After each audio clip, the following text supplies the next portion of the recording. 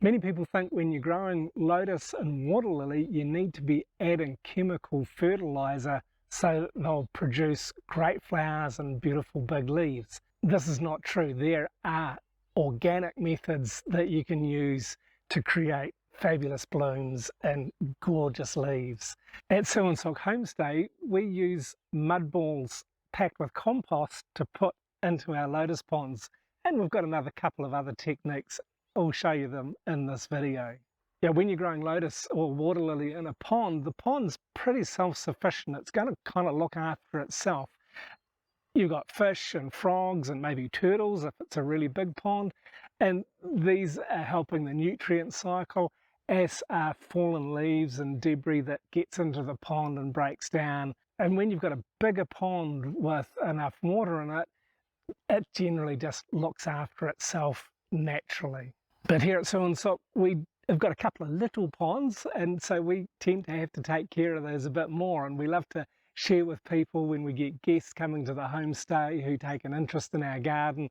We really enjoy to share with them and show them what we're doing so they can enjoy the beautiful flowers and the abundance of fruit sometimes that we have on hand too. It's really wonderful to be able to share our garden experience with people who come to stay here. And sometimes, yeah, we're teaching people as well about what we do and how we do it. And when we're planting a new bowl or pot or a pond even of lotus, we'll start with the compost first. We'll layer it in the bottom of the pot, in the bottom of the pond, and then we'll top it up. So we'll put 10 to 20% of compost in the layer in the bottom, and then we'll top it up with a good layer of the decent soil that we're using that's got a fairly high concentration of clay, but is not a really thick, sticky clay. That's not so good for lotus because it will really inhibit the growth of the roots. So a clay that is going to be really easy for the roots to establish and grow in is what we use. And so by using this method where we layer the compost in the soil and then top it up with water, it's going to give your roots of your lotus and your water lily a good anchoring.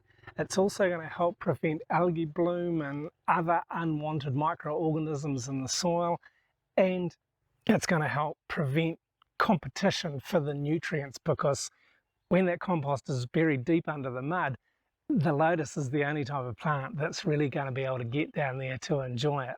And at the same time, it's going to prevent anything that's organic floating around in the water in your pond or your pot, and that's going to help prevent the algae bloom. And once your pond or your pot is set up, if it's a bigger pot or a small pond, you're going to need to give it some more compost from time to time, particularly once the plants are established and it's during the growing season. During the cooler season, they don't need any food, they don't need any compost, but certainly in the growing time, you're going to want to give them something extra to eat every 4 to 6 weeks. And this is where our little compost balls come in. Or yeah, you can make the balls bigger or smaller depending on the size of the pot or the pond that you're putting into. This size here is going to work in a container like this. We might put a few in. I'm guessing it's around 200 litres of water or so, and these work really, really well. They take a little bit more time, but they're 100% natural, 100% organic. If you want a quicker method, you can make these out of newspaper as well. And so using newspaper just to cup the compost and the other additives if you're putting them in, and wrap them up. And these will help to keep the compost from just floating around in the pond. So in these we mix some of our homemade compost, and we're also adding a little bit of blood and bone in them as well, because lotus and water lily like phosphorus to help produce better flowers.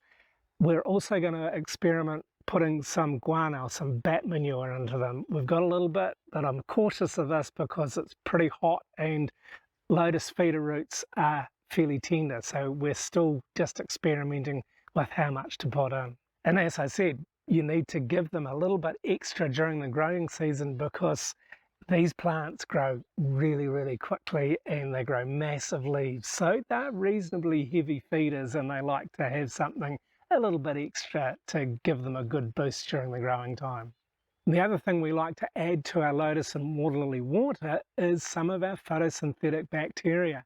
This helps to break down the nutrients that are in the compost. It also helps to keep the water clear and clean and just give the plants an extra boost. And by adding the PSB, it's helping to reduce algae bloom. It's a support for the compost that we're adding. You can't only just give PSB. That's not enough, because in itself it's not actually a food, but it's a mechanism, it's a means for helping the compost to break down and making those nutrients available to the roots to be able to take them up to feed the leaves and the flowers. And so when we're planting, we will add a good splash of it, roughly 1 milliliter per litre of water, and then we'll again top it up during the growing season when the plants most need those nutrients. But if you've got a small garden, if you don't have access to compost and you don't mind using chemical fertilizers, you can buy discs or tablets to embed into the mud of your lotus ponds or your pots, and these will keep them well fed. But again, you've got to be careful to buy the right type of food for them. They don't like too much nitrogen and prefer a bit more phosphorus than is normal. So look for those specific fertilizers that are designed for lotus and water lily plants, and you'll be fine. But you really have to be careful putting chemical fertilizer. You don't want too much, because you'll end up with a salt buildup, and that's going to cause all kinds of problems if you over fertilize. And so when you're working with lotus and water lily in pots or in small ponds, it's really important to give them a little bit extra sometimes. If you've got a lovely big pond, it's going to take care of itself and it's not a problem. But when you are serious about getting beautiful blooms and lovely healthy leaves, you've got to look after your plants. You've got to feed your lotus and your water lily well. I hope you've enjoyed this video. If you're really interested to learn more about what we do here at Suan Sook Homestay with our lotus and water lilies, or with the other work that we're doing here, you can check out this video next. And thanks very much for watching this one all the way through.